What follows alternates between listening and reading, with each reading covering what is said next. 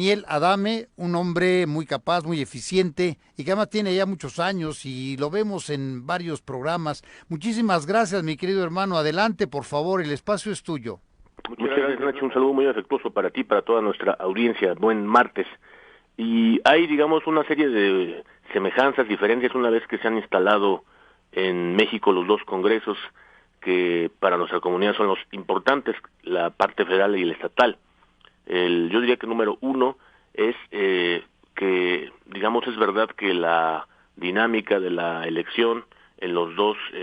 legislaturas, federal y estatal, están marcadas por una mayor presencia de un electorado muy descontento con toda su élite política,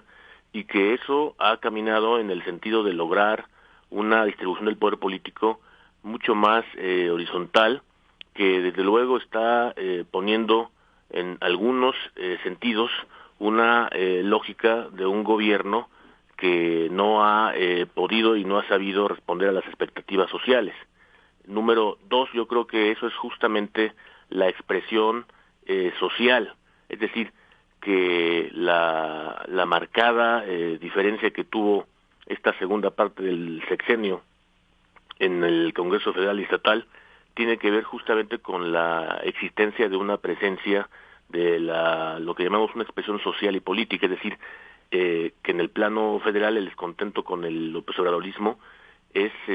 una evidencia que lo podemos ver en la legislatura en torno a digamos, una correlación de fuerzas mucho más cercana al equilibrio. Lo mismo en el plano estatal, ese equilibrio se nota en el sentido de que hay un descontento que desde luego supera a la lógica de los partidos. Por tanto, esa expresión social debe leerse a la luz de que no se trata de una expresión política, es decir, que los partidos están ampliamente, digamos, superados en esa expectativa, y que, número tres, debe observarse, sobre todo, que si los partidos de todo eso que llamamos el bosquejo de las oposiciones buscan el tener en cuenta que puedan lograr un objetivo mayor de cara a las siguientes elecciones en el 2024 de los dos planos, la presidencia y la gobernatura, deben entender que ese descontento, por tanto, justo aparece en la lógica de una expresión mucho más cercana a ese aspecto social, y por tanto hay la posibilidad de que los partidos no necesariamente representen de las oposiciones, es decir, sus dirigentes, sus gobernadores en el plano federal, o también en el plano local, sus figuras locales, deben entender que no por el hecho de que ese descontento con los gobiernos federal y estatal estén, digamos, en la mesa número uno de la atención ciudadana, digamos, eso no es una consecuencia lógica de que por tanto irán corriendo a los brazos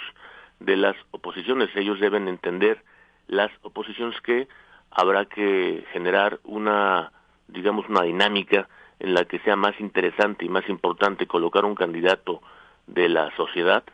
es decir, que surja de algunos de los muchísimos segmentos que están en el horizonte democrático de las exigencias sociales en torno a personas, familias, empresas, y que son las que todos los días están enfrentando este enorme problema que significa no solamente los problemas de la democracia, sino también la lógica del desarrollo, de los problemas del empleo, de cada uno de los estamentos sociales. Por tanto, las oposiciones con inteligencia tendrían que ver que esa es, digamos, la capacidad de un perfil que necesitan para la búsqueda y la conquista del poder político hacia esas cruciales elecciones, habida cuenta que hay, digamos, la necesidad, por último, en el número 4, de que tengan una agenda. La agenda será muy importante porque por ahora en los dos planos, federal y estatal, da la impresión que no la tienen, sobre todo porque hay, si nosotros observamos, el problema más agudo que ha tenido el país, que es por la pérdida de vida, sobre todo. Si nosotros observamos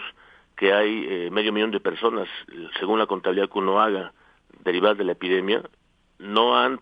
sabido las oposiciones eso reflejarlo en una lógica de contrapeso al poder político. Necesitan, por tanto, una agenda, organización, conexión para lograr sus propósitos en esa expresión social que no deben confundirse con una expresión política hacia 2024, Nacho.